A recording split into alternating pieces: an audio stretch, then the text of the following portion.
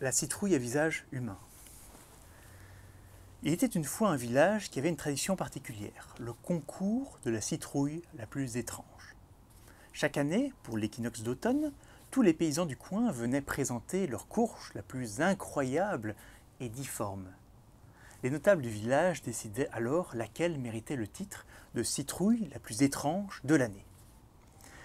Gagner cette compétition était un grand honneur et apportait un certain prestige jusqu'à l'équinoxe d'automne suivant.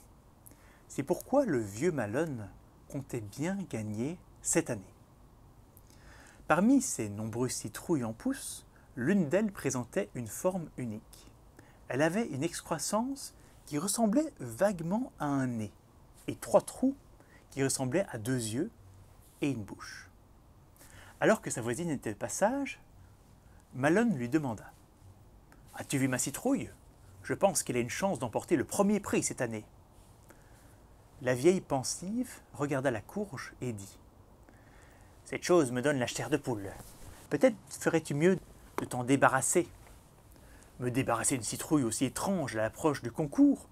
Je ne ferai jamais une chose pareille, voyons. » « Ça te regarde, répondit la voisine. Tu me demandes mon avis? Je te l'ai donné. » Quelques jours plus tard, la voisine était à nouveau de passage. Malone vint à sa rencontre, tout excité de lui montrer à nouveau la fameuse citrouille. Celle-ci avait beaucoup changé.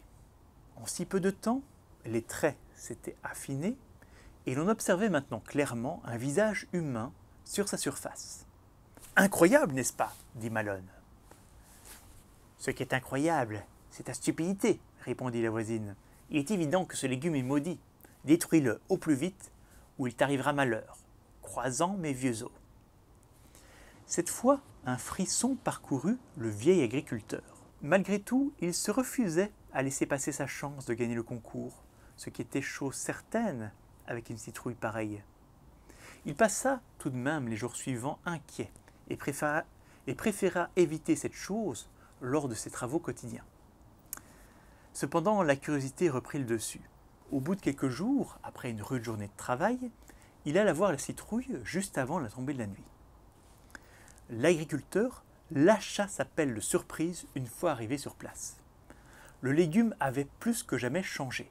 Non seulement le visage s'était encore affiné, mais il présentait cette fois les traits distinctifs du vieux Malone lui-même. L'homme voulut soulever la citrouille pour voir de plus près à la lumière déclinante du crépuscule, mais quelque chose la retenait dans le sol. Malone creusa alors et découvrit que sous la courge, il y avait un torse, des bras et probablement un corps entier enfoui sous terre. Cette fois, sa décision était prise, la vieille voisine avait raison. Le lendemain, celle-ci passa justement chez le vieux Malone. Elle trouva celui-ci en train d'enterrer quelque chose en périphérie de son champ. L'agriculteur dit « J'ai finalement suivi tes conseils pour cette citrouille. J'ai été obligé de la mettre en morceaux et je l'enterre maintenant aussi profond que possible. »« Je suis heureuse que tu sois revenu à la raison, » répondit la vieille.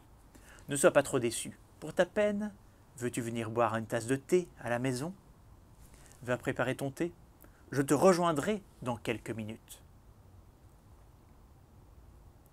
Une fois la voisine partie, celui qui ressemblait comme 2 gouttes d'eau au vieux Malone couvrit soigneusement de terre la main qui dépassait du sol. Il réajusta ensuite son chapeau pour bien cacher la tige de citrouille qui dépassait de son crâne. Et avant de se rendre chez la vieille voisine, il arrosa au passage une citrouille qui commençait à ressembler à celle-ci.